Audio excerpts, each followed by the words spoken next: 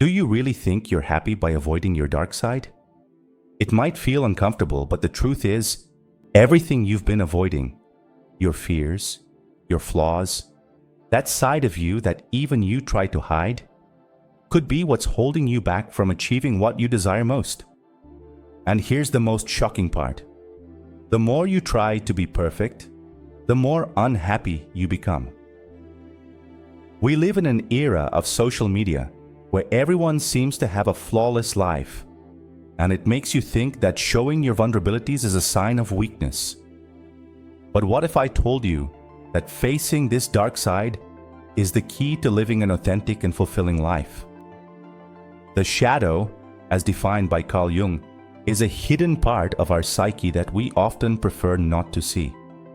It holds those aspects we consider unacceptable, our weaknesses, fears, and personality traits we even hide from ourselves. It's curious how much time we spend trying to suppress this part, not realizing that deep down, it continues to influence our decisions and behaviors.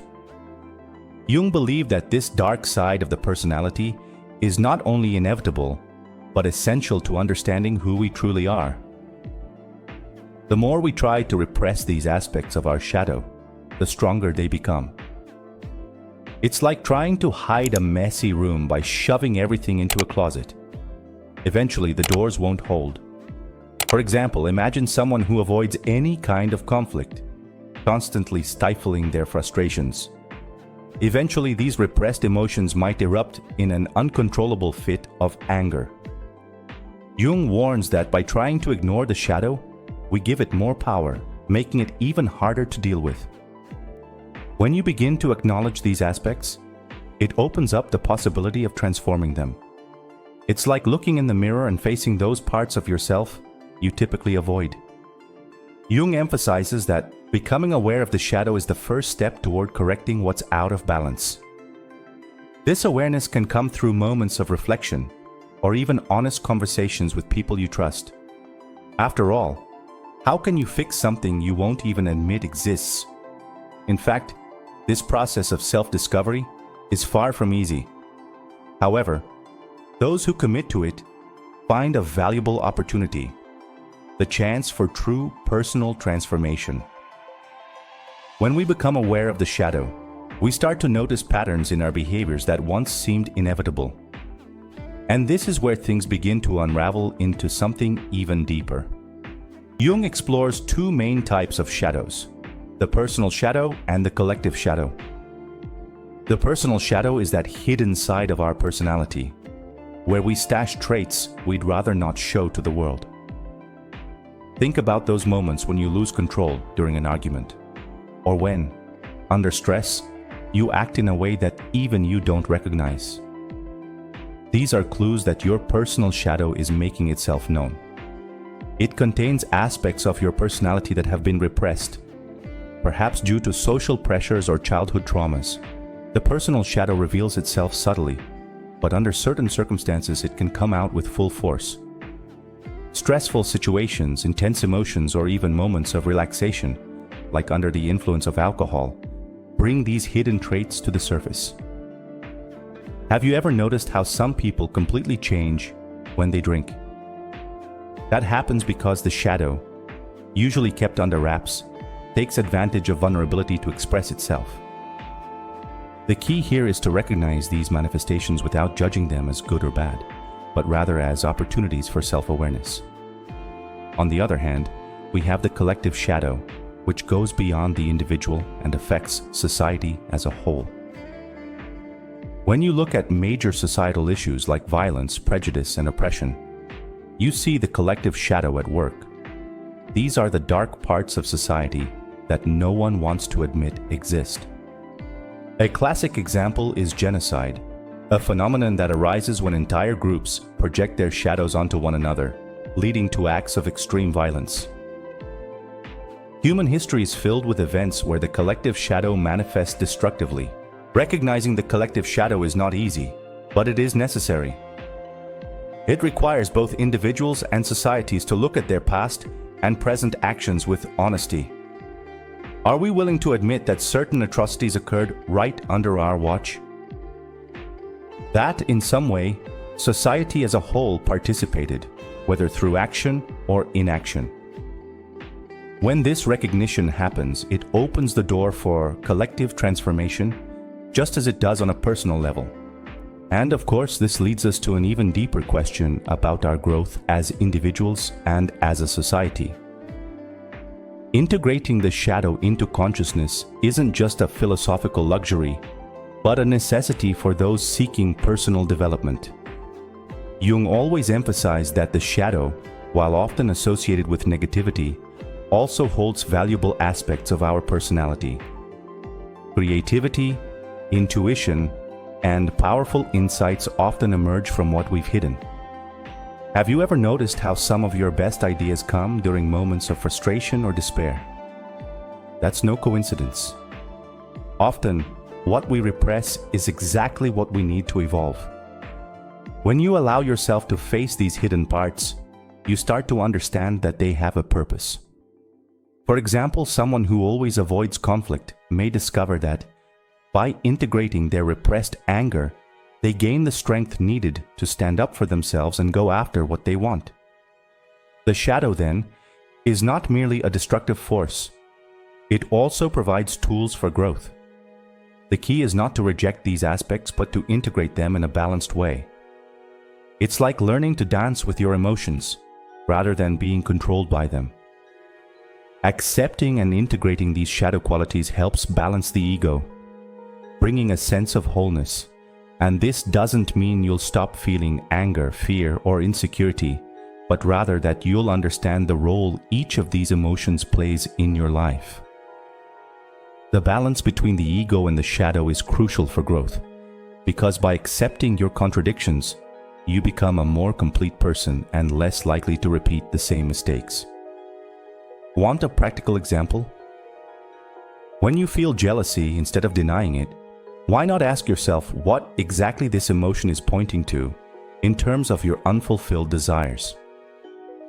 This process of integrating the shadow is essential for self-knowledge. It's certainly not an easy journey. Often, confronting these aspects of our psyche is painful and uncomfortable.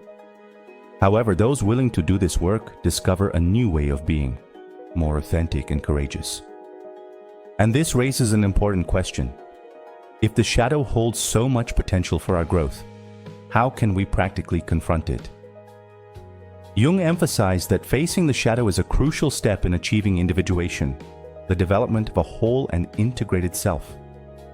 This requires constant self-reflection, which can happen in various ways, such as through dream analysis, meditation, or psychotherapy.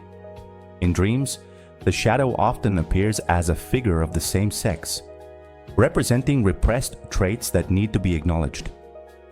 These dreams can be unsettling, but by analyzing them, you begin to uncover what's hidden within you. It's like exploring an uncharted territory of the mind. When confronting the shadow, the goal is not perfection, but wholeness. Jung believed that the pursuit of perfection is illusory and even dangerous. True wisdom lies in accepting our flaws, understanding that they are part of the growth process. Imagine someone who constantly strives to be perfect in everything they do.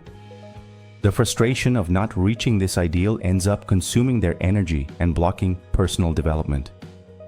By accepting imperfections, this person can free themselves from pressure and focus on gradual improvement, without the burden of unrealistic expectations. The shadow can also be recognized in the small signs of everyday life, such as the disproportionate reactions to simple situations.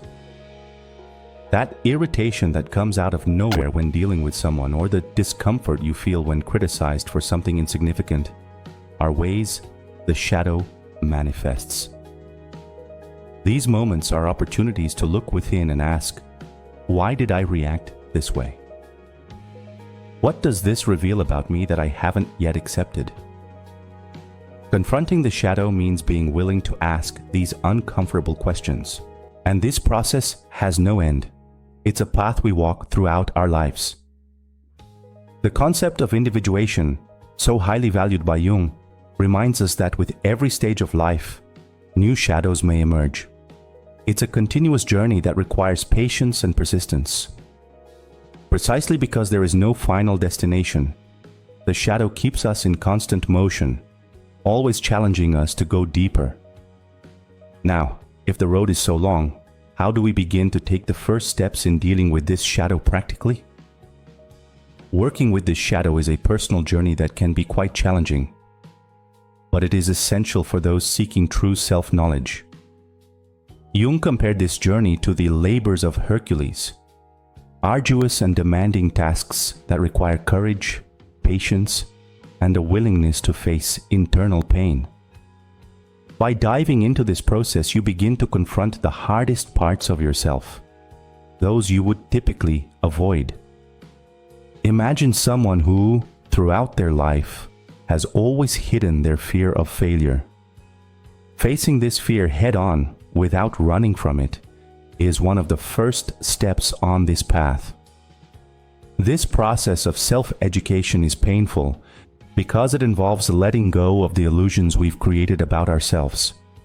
It's much easier to cling to the image that we are always fair, kind, or in control. However, shadow work challenges us to admit our flaws and contradictions. By acknowledging envy, jealousy, or resentment, for example, we begin to release these emotions from the darkness and work with them in a constructive way. Here, the role of reflection and therapy is crucial, as they provide us with the tools to interpret and reorganize these emotions. Moreover, this inner work doesn't stop at the personal level. It also affects how we interact with others and the world around us. When we commit to working on our own shadow, we begin to see the shadows of others with more empathy. The criticisms we once made or the frustrations we projected onto others start to soften as we understand that everyone is in some way dealing with their own shadows. This creates healthier relationships built on mutual understanding and the acceptance of imperfections. However, it's important to remember that this isn't work that can be completed all at once. The process of integrating the shadow into consciousness unfolds over a lifetime. It's like sculpting a statue. Each layer of stone we remove reveals something new, and the final result is only achieved with time. Now, Jung taught us that the goal is not perfection, but wholeness. Think of your life as a journey of individuation, where each step toward understanding your shadows brings you closer to who you truly are. Just as light casts inevitable shadows, our consciousness reveals parts of ourselves we prefer to keep hidden. The question is, are you willing to see what lives in your shadows? Jung famously said, "He who looks outside dreams, but he who looks inside awakens." This is the invitation I extend to you now. Awaken. Imagine your mind as a house with many rooms. You spend most of your time in the most beautiful and organized room, the one you show to others. But what about the rooms that are locked, with doors closed and lights off? That's where your shadows reside. Opening these doors can seem frightening, but it's there that you'll find parts of yourself that still need to be discovered and integrated. What have you kept locked away? Which aspects of yourself do you prefer not to confront? The first step is self-reflection, acknowledging that those locked rooms exist. In your daily life, this could mean taking moments of stillness to reflect on your reactions, emotions, and triggers. When you notice discomfort, ask yourself, what is this revealing about my inner world? What part of myself am I not accepting? It's through this conscious practice that we begin to unlock the doors and confront the aspects we've kept hidden.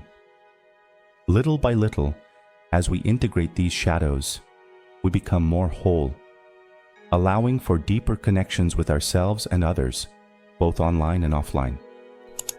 Maybe it's time to stop running and start dancing with that shadow. Jung said, "What you resist persists." The more we avoid these hidden parts, the more powerful they become. So instead of continuing to fight what scares you, how about embracing that dark side and discovering the lessons it holds? If you feel like this journey is worth it, subscribe to the channel and hit the notification bell. If you're comfortable, share in the comments what shadow you're ready to dance with. Together, we can continue exploring the depths of the mind and discover that, in the end, the dark side isn't what destroys us, it's what completes us.